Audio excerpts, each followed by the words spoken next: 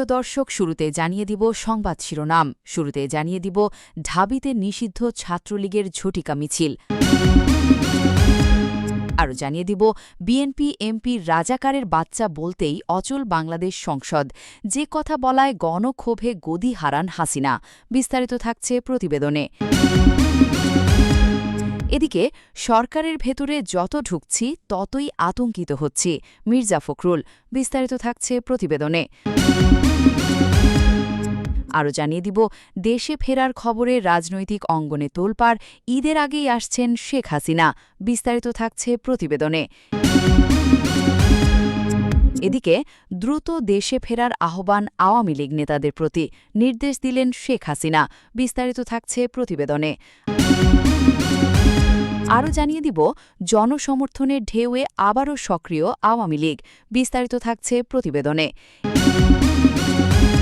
এদিকে দেশ চালনায় ব্যর্থ তারেক রহমানের পদত্যাগের দাবি জোরালো। বিস্তারিত থাকছে প্রতিবেদনে।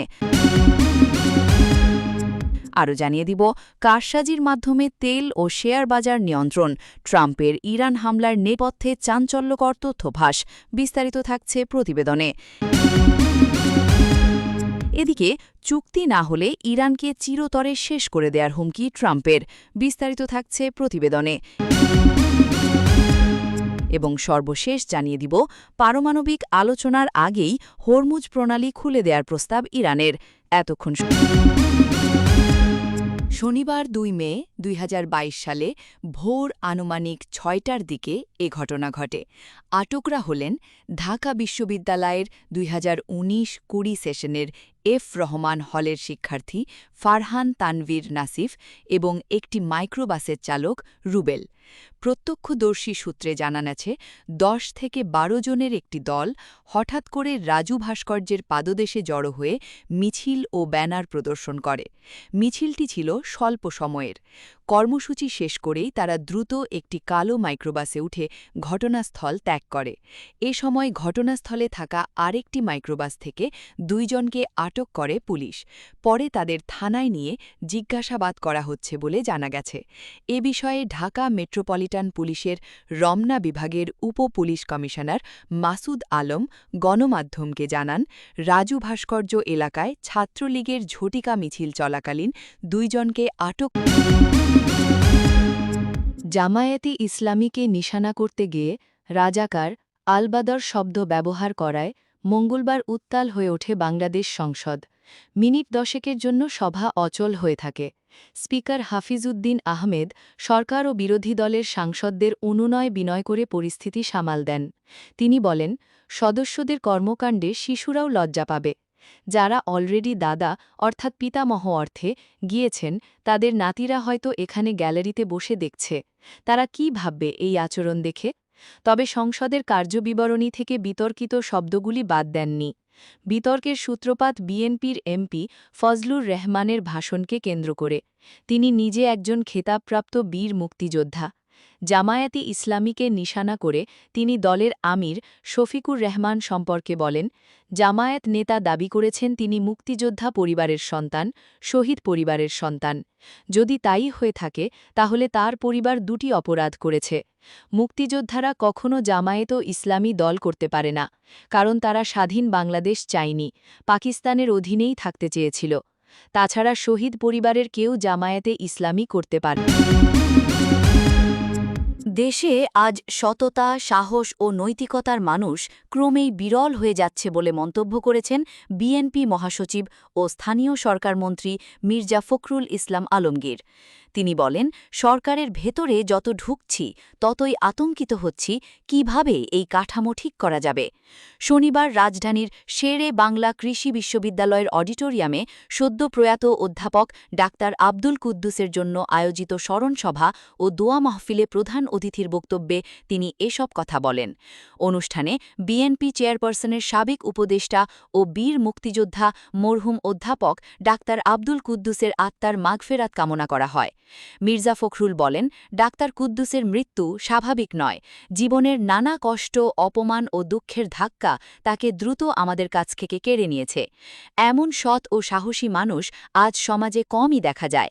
তিনি বলেন, আমরা যদি তার কাজ, আদর্শ ও নৈতিকতা অনুসরণ করতে পারি, তাহলে সমাজ ও দেশের জন্য কিছু করা সম্ভব হবে। দেশের বর্তমান পরিস্থিতি নিয়ে উদ্বেগ প্রকাশ করে বিএনপি মহাসচিব বলেন, গত ১৫-১৬ বছরে সমাজ ব্যবস্থায় অনিয়ম, দুর্নীতি ও স্বজনপ্রীতি প্রাতিষ্ঠানিক রূপ পেয়েছে। আজকাল তদবির ছাড়া কোনো কাজ হয় না, এমন সংস্কৃতি তৈরি হয়েছে, যা আগে এভাবে ছিল না। জিয়া পরিষদের কার্যক্রম নিয়ে তিনি বলেন, সংগঠনকে দোকান বানানো যাবে না, বরং গবেষণা ও মেধাভিত্তিক কাজের মাধ্যমে জিয়াউর রহমানের জীবন ও আদর্শ বিশ্বব্যাপী তুলে ধরতে হবে। জিয়াউর রহমানের রাষ্ট্রনায়কত্বের বিভিন্ন দিক তুলে ধরে মির্জা ফখরুল বলেন, তিনি অল্প সময়ের মধ্যে দেশকে এগিয়ে নেওয়ার অসাধারণ ক্ষমতা দেখিয়েছেন। সততা ও পরিশ্রম ছাড়া উন্নয়ন সম্ভব নয়, একথাও তিনি প্রমাণ করে গেছেন। ঈদের আগেই দেশে ফিরছেন শেখ হাসিনা। এমন খবর ছড়িয়ে পড়ার পর দেশের রাজনৈতিক অঙ্গনে তোলপাড় সৃষ্টি হয়েছে। সামাজিক যোগাযোগ মাধ্যম থেকে শুরু করে বিভিন্ন মহলে এ নিয়ে চলছে ব্যাপক আলোচনা ও জল্পনা। তবে এখন পর্যন্ত এ ধরনের দাবির পক্ষে কোনো আনুষ্ঠানিক বা নির্ভরযোগ্য নিশ্চিত তথ্য পাওয়া যায়নি। বাংলাদেশ আওয়ামী লীগের কেন্দ্রীয় নেতৃত্ব থেকেও এ বিষয়ে স্পষ্ট কোনো ঘোষণা দেওয়া হয়নি। রাজনৈতিক বিশ্লেষকদের মতে, বড় রাজনৈতিক নেতাদের সম্ভাব্য প্রত্যাবর্তন ঘিরে এ ধরনের গুঞ্জন প্রায়ই দেখা যায়। অনেক সময় এটি দলীয় কৌশল, আবার কখনো গুজব হিসেবেও ছড়িয়ে পড়ে। তাই নির্ভরযোগ্য সূত্র ছাড়া এমন তথ্য বিশ্বাস করা ঠিক নয়। অন্যদিকে বাংলাদেশ জাতীয়তাবাদী দলসহ বিরোধী মহল এই দাবিকে সন্দেহের চোখে দেখছে। তাদের মতে, যাচাইবিহীন তথ্য ছড়িয়ে রাজনৈতিক পরিবেশকে প্রভাবিত করার চেষ্টা হতে পারে। বিশেষজ্ঞরা বলছেন, শেখ হাসিনার দেশে ফেরা একটি গুরুত্বপূর্ণ রাজনৈতিক সিদ্ধান্ত, যা নির্ভর করে নিরাপত্তা পরিস্থিতি, রাজনৈতিক পরিবেশ এবং ব্যক্তিগত বিবেচনার ওপর। তাই নির্দিষ্ট সময় উল্লেখ করে দেওয়া যে কোনো দাবিকে সতর্কতার সঙ্গে দেখা প্রয়োজন। সাধারণ মানুষের মধ্যেও এ নিয়ে কৌতূহল দেখা গেছে। কেউ মনে করছেন তিনি ফিরলে রাজনীতিতে নতুন গতি আসতে পারে, আবার কেউ এটিকে নিছক গুজব হিসেবে দেখছেন। সবশেষে বলা যায়, ঈদের আগেই দেশে ফেরা এই দাবিটি এখনও নিশ্চিত। দ্রুত দেশে ফেরার আহ্বান এমন একটি বার্তা শেখ হাসিনা এর নামে প্রচারিত হওয়ায় রাজনৈতিক অঙ্গনে নতুন করে আলোচনা তৈরি হয়েছে।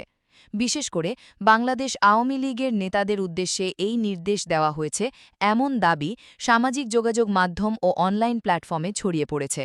তবে এখনও পর্যন্ত দলটির কেন্দ্রীয় নেতৃত্ব বা নির্ভরযোগ্য কোনো আনুষ্ঠানিক সূত্র থেকে এ বিষয়ে স্পষ্ট নিশ্চিতকরণ পাওয়া যায়নি। ফলে বিষয়টি নিয়ে বিভ্রান্তি তৈরি হয়েছে বলে মনে করছেন পর্যবেক্ষকরা। দলীয় ঘনিষ্ঠ কিছু সূত্রের ভাষ্য, সাংগঠনিক কার্যক্রম জোরদার করা এবং বর্তমান রাজনৈতিক পরিস্থিতি মোকাবিলার প্রস্তুতির অংশ হিসেবে এমন আলোচনা থাকতে পারে। তবে এসব তথ্য আনুষ্ঠানিকভাবে যাচাই করা সম্ভব হয়নি। রাজনৈতিক বিশ্লেষকদের মতে, বড় রাজনৈতিক দলগুলো সময় সময় নেতাকর্মীদের সংগঠিত করতে নির্দেশনা দেয়, কিন্তু সাধারণত তা দলীয় সভা, লিখিত বিজ্ঞপ্তি বা নির্ভরযোগ্য যোগাযোগের মাধ্যমে জানানো হয়। যাচাইবিহীন বার্তা ছড়িয়ে পড়লে তা বিভ্রান্তির কারণ হতে পারে। অন্যদিকে বাংলাদেশ জাতীয়তাবাদী দলসহ বিরোধী রাজনৈতিক মহল এই দাবিকে প্রশ্নবিদ্ধ করছে। তাদের মতে, এটি রাজনৈতিক কৌশল বা প্রচারণার অংশ হতে পারে। সাধারণ মানুষের মধ্যেও এ নিয়ে মিশ্র প্রতিক্রিয়া দেখা যাচ্ছে। কেউ এটিকে সম্ভাব্য সাংগঠনিক প্রস্তুতির ইঙ্গিত হিসেবে দেখছেন, আবার কেউ এটিকে গুজব হিসেবেই বিবেচনা করছেন। সবশেষে বলা যায়, শেখ হাসিনার নামে প্রচারিত দ্রুত দেশে ফেরার আহ্বান এখনও আনুষ্ঠানিকভাবে নিশ্চিত হয়নি। তাই নির্ভরযোগ্য সূত্র বা সরকারি ঘোষণা ছাড়া এ ধরনের তথ্যকে সতর্কতার সাথে গ্রহণ করার পরামর্শ দিচ্ছেন সংশ্লিষ্টরা।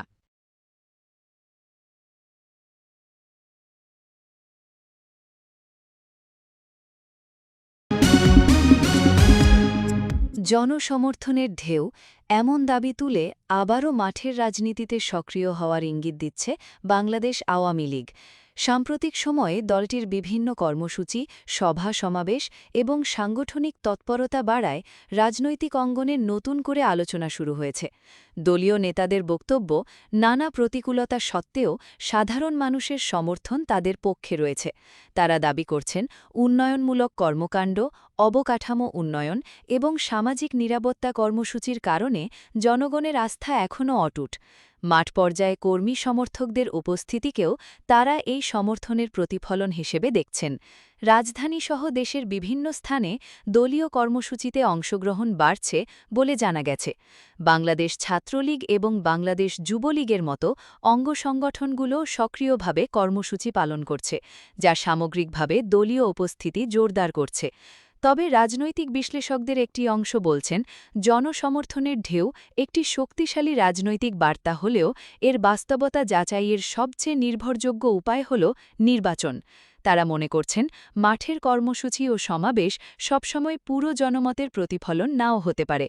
অন্যদিকে বাংলাদেশ জাতীয়তাবাদী দলসহ বিরোধী দলগুলো এই দাবিকে প্রশ্নবিদ্ধ করছে। তাদের মতে বাস্তব পরিস্থিতি ভিন্ন এবং জনমত নির্ধারিত হবে অবাধ ও সুষ্ঠু নির্বাচনের মাধ্যমে। সাধারণ মানুষের মধ্যেও এ নিয়ে মিশ্র প্রতিক্রিয়া দেখা গেছে। কেউ মনে করছেন, আওয়ামী লীগের শক্তিশালী সাংগঠনিক কাঠামো এবং দীর্ঘদিনের অভিজ্ঞতা তাদের আবার সক্রিয় হতে সাহায্য করছে। আবার কেউ বলছেন, বর্তমান রাজনৈতিক ও অর্থনৈতিক বাস্তবতা জনমতের ওপর ভিন্ন প্রভাব ফেলতে পারে। বিশ্লেষকদের মতে বড় রাজনৈতিক দলগুলোর জন্য মাঠে সক্রিয় থাকা অত্যন্ত গুরুত্বপূর্ণ। এটি একদিকে কর্মীদের সংগঠিত রাখে, অন্যদিকে জনমনে উপস্থিতি বজায় রাখতে সাহায্য করে। সবশেষে বলা যায়, জনসমর্থনের ঢেউয়ে আওয়ামী লীগের সক্রিয়তা বাড়ার এই চিত্র রাজনৈতিক অঙ্গনে নতুন করে আলোচনার জন্ম দিয়েছে। তবে এই সমর্থনের প্রকৃত পরিমাণ ও প্রভাব নির্ধারণ হবে সময়ের সাথে সাথে এবং দেশ পরিচালনায় ব্যর্থতা, এই অভিযোগ তুলে বিএনপির ভারপ্রাপ্ত চেয়ারম্যান তারিক রহমানের পদত্যাগের দাবি আরও জোরালো হয়েছে বলে বিভিন্ন মহলে আলোচনা চলছে। সাম্প্রতিক রাজনৈতিক প্রেক্ষাপটে এই দাবি নতুন করে বিতর্কের জন্ম দিয়েছে। সমালোচকরা বলছেন, রাজনৈতিক কৌশল নির্ধারণ, মাঠ পর্যায়ে সংগঠন সক্রিয় রাখা এবং জনসম্পৃক্ততা বাড়ানোর ক্ষেত্রে ঘাটতি থাকায় নেতৃত্ব নিয়ে প্রশ্ন উঠছে। তাদের মতে এসব কারণেই পদত্যাগের দাবি সামনে আসছে। তবে বাংলাদেশ জাতীয়তাবাদী দল নেতারা এই অভিযোগকে সরাসরি প্রত্যাখ্যান করেছেন। তাদের বক্তব্য, এটি রাজনৈতিক উদ্দেশ্য প্রণোদিত প্রচারণা এবং বিরোধী রাজনীতিকে দুর্বল করার কৌশল। তারা দাবি করেন, তারেক রহমান দলের সাংগঠনিক কার্যক্রমে সক্রিয় ভূমিকা পালন করছেন এবং নেতাকর্মীদের ঐক্যবদ্ধ রাখতে কাজ করছেন। অন্যদিকে বাংলাদেশ আওয়ামী লীগ ঘনিষ্ঠ মহলের কিছু বক্তব্যে এই সমালোচনার প্রতিধ্বনি শোনা যাচ্ছে। তারা বলছেন, বিরোধী দলের নেতৃত্বে দুর্বলতা থাকলে রাজনৈতিক কার্যক্রমে স্থবিরতা দেখা দেওয়া স্বাভাবিক। রাজনৈতিক বিশ্লেষকদের মতে এ ধরনের পদত্যাগের দাবি প্রায়ই রাজনৈতিক চাপ সৃষ্টির একটি কৌশল হিসেবে ব্যবহৃত হয়। বাস্তবে কোনো দলের নেতৃত্ব পরিবর্তন নির্ভর করে সেই দলের অভ্যন্তরীণ সিদ্ধান্ত, সাংগঠনিক কাঠামো এবং রাজনৈতিক বাস্তবতার ওপর। সাধারণ মানুষের মধ্যেও এ নিয়ে ভিন্ন মত দেখা গেছে। কেউ মনে করছেন রাজনৈতিক নেতৃত্বে জবাবদিহিতা থাকা জরুরি, আবার কেউ এটিকে স্বাভাবিক রাজনৈতিক বক্তব্য হিসেবেই দেখছেন। সবশেষে বলা যায়, তারেক রহমানের পদত্যাগের দাবিকে ঘিরে যে আলোচনা তৈরি হয়েছে তা দেশের রাজনৈতিক অঙ্গনে নতুন মাত্রা যোগ করেছে। তবে এই দাবির বাস্তবায়ন কতটা সম্ভব তা নির্ভর করবে সংশ্লিষ্ট দলের ওপর। যুক্তরাষ্ট্র ও ইরানের মধ্যকার চলমান যুদ্ধের প্রতিটি পদক্ষেপ কি তবে সুপরিকল্পিতভাবে শেয়ার বাজারকে কেন্দ্র করে সাজানো হচ্ছে? সম্প্রতি মার্কিন প্রেসিডেন্ট ডোনাল্ড ট্রাম্প প্রশাসনের যুদ্ধ পরিচালনার কৌশল এবং বিশ্ববাজারের ওঠানামা বিশ্লেষণ করে এমনটাই দাবি করছেন বিশেষজ্ঞরা। প্রতিবেদনে উঠে এসেছে, গত ২৮ ফেব্রুয়ারি শনিবার ভোরে ইরান হামলা শুরু করা হয়েছিল অত্যন্ত সূক্ষ্ম হিসাব নিকাশ করে। ওই সময় এশিয়ার বাজার এবং যুক্তরাষ্ট্রের ফিউচার মার্কেট বন্ধ থাকায় টানা ৩৬ ঘণ্টা হামলার সুযোগ পায় ওয়াশিংটন, যার ফলে সোমবার বাজার খোলার আগেই প্রাথমিক ধাক্কা সামলে নেওয়ার সুযোগ পায় বিনিয়োগকারীরা। এমনকি ওই সপ্তাহান্তে বিটকয়েনের অস্বাভাবিক উত্থানও অনেককে বিস্মিত করেছে। যুদ্ধের দ্বিতীয় সপ্তাহে যখন তেলের দাম বৃদ্ধি এবং স্টক মার্কেটে ধস শুরু হয়, তখন প্রেসিডেন্ট ট্রাম্প তড়িঘড়ি করে দাবি করেন যে যুদ্ধ শিডিউলের চেয়েও আগে শেষ হবে। তার এই মন্তব্যের পরপরই S&P ইন্ডেক্স ঘুরে দাঁড়ায় এবং তেলের দাম ব্যারেল প্রতি $৯০ নিচে নেমে আসে। ২০২৬ সালের মে মাসের তথ্যানুযায়ী ট্রাম্পের জ্বালানি নীতি এবং মধ্যপ্রাচ্যের সাম্প্রতিক উত্তেজনা অর্থাৎ ইরান যুদ্ধ বিশ্ববাজারে তেলের দামের উপর ব্যাপক প্রভাব ফেলেছে। ট্রাম্পের বক্তব্য ও ভেনেজুয়েলা বা মধ্যপ্রাচ্য সংক্রান্ত পদক্ষেপের পর মার্কিন তেল শেয়ারের দর ওঠানামা করছে। ইরান কর্তৃক কৌশলগতভাবে গুরুত্বপূর্ণ হরমুজ প্রণালী পুনরায় খুলে দেওয়ার ঘোষণার ঠিক আগ মুহূর্তে আন্তর্জাতিক তেলের বাজারে প্রায় $760 মিলিয়ন এক রহস্যময় লেনদেনের তথ্য ফাঁস হয়েছে। রয়টার্সের বরাতে জানা গেছে, ইরানি পররাষ্ট্রমন্ত্রীর ঘোষণার মাত্র ২০ মিনিট আগে কিছু অসাধু ব্যবসায়ী অপরিশোধিত তেলের দাম কমার পক্ষে এই বিশাল বাজি ধরেন। ইরানের পক্ষ থেকে আসা সাম্প্রতিক শান্তি প্রস্তাব সরাসরি প্রত্যাখ্যান করেছেন মার্কিন প্রেসিডেন্ট ডোনাল্ড ট্রাম্প। পাকিস্তানের মধ্যস্থতায় পাঠানো তেহরানের এই প্রস্তাবের বিষয়ে অসন্তোষ প্রকাশ করে ট্রাম্প জানিয়েছেন, বর্তমান পরিস্থিতিতে কোনো চুক্তিতে পৌঁছনো তার পক্ষে সম্ভব নয়। হোয়াইট হাউসে সাংবাদিকদের সাথে আলাপকালে তিনি বলেন, তারা চুক্তি করতে চায় ঠিকই, কিন্তু তাদের প্রস্তাবে আমি সন্তুষ্ট নই।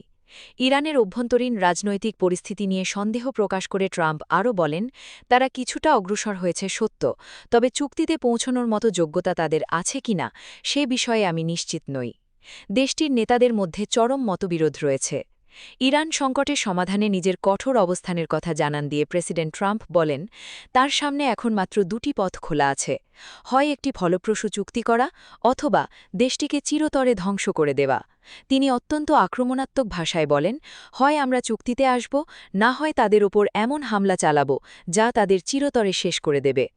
পরবর্তীতে ফ্লোরিডার ওয়েস্ট বাম বিচে এক অনুষ্ঠানে ট্রাম্প আবারও তার অনড় অবস্থানের কথা পুনর্ব্যক্ত করেন। তিনি বলেন, কোনো চুক্তি না হওয়াই হয়তো আমাদের জন্য ভালো হবে। এই বিষয়টিকে আমরা আর এভাবে চলতে দিতে পারি না। এটি দীর্ঘ সময় ধরে ঝুলে আছে। এদিকে ইরানের বিরুদ্ধে যুক্তরাষ্ট্র পুনরায় সামরিক অভিযান শুরু করবে কিনা সে বিষয়ে হোয়াইট হাউসের পক্ষ থেকে এখনও কোনো স্পষ্ট ব্যাখ্যা পাওয়া যায়নি। সিএনএনের পক্ষ থেকে এ বিষয়ে জানতে চাওয়া হলেও হোয়াইট হাউস কোনো আনুষ্ঠানিক মন্তব্য করেনি। পারমাণবিক কর্মসূচি নিয়ে আনুষ্ঠানিক আলোচনার আগেই মধ্যপ্রাচ্যের গুরুত্বপূর্ণ সমুদ্রপথ হরমুজ প্রণালী বাণিজ্যিক জাহাজের জন্য উন্মুক্ত করে দেওয়ার প্রস্তাব দিয়েছে ইরান। তেহরানের পক্ষ থেকে জানানো হয়েছে, যুক্তরাষ্ট্রের সাথে চলমান উত্তেজনা নিরসন এবং অর্থনৈতিক অবরোধ প্রত্যাহারের লক্ষ্যেই এই নতুন প্রস্তাব দেওয়া হয়েছে। রয়টার্সকে দেওয়া এক সাক্ষাৎকারে ইরানের একজন ঊর্ধ্বতন কর্মকর্তা জানান, তেহরান তাদের আগের অবস্থান থেকে সরে এসে পারমাণবিক আলোচনার বিষয়টিকে চূড়ান্ত পর্যায়ের জন্য জমা রেখেছে। বর্তমান পরিস্থিতিতে একটি অনুকূল পরিবেশ তৈরির লক্ষ্যে তারা প্রথমে হরমুজ প্রণালীতে নৌ চলাচল স্বাভাবিক করা এবং মার্কিন অবরোধ তুলে নেওয়ার উপর জোর দিচ্ছে। নাম প্রকাশ না করার শর্তে ওই কর্মকর্তা বলেন, একটি মধ্যস্থতাকারী দেশের মাধ্যমে যুক্তরাষ্ট্রের কাছে এই আনুষ্ঠানিক প্রস্তাব পাঠানো হয়েছে। আমাদের লক্ষ্য হল একটি টেকসই চুক্তিতে পৌঁছানো। এই প্রস্তাব অনুযায়ী যুক্তরাষ্ট্র ও ইসরায়েল ভবিষ্যতে আর আক্রমণ করবে না এমন গ্যারান্টির বিনিময়ে ইরান হরমুজ প্রণালী খুলে দেবে এবং বিনিময়ে যুক্তরাষ্ট্রকেই তাদের অর্থনৈতিক অবরোধ প্রত্যাহার করতে হবে। তবে মার্কিন প্রেসিডেন্ট ডোনাল্ড ট্রাম্প এখন পর্যন্ত ইরানের এই প্রস্তাবটি প্রত্যাখ্যান করেছেন বলে জানা যাচ্ছে। বিশ্লেষকরা মনে করছেন, পারমাণবিক ইস্যুতে কোনো সুনির্দিষ্ট প্রতিশ্রুতি ছাড়া ওয়াশিংটন অবরোধ প্রত্যাহারের বিষয়ে রাজি হওয়ার সম্ভাবনা কম। তারপরেও ইরানের এই নমনীয় অবস্থান মধ্যপ্রাচ্যের কূটনীতিতে নতুন মোড় নিতে পারে বলে ধারণা করা হচ্ছে।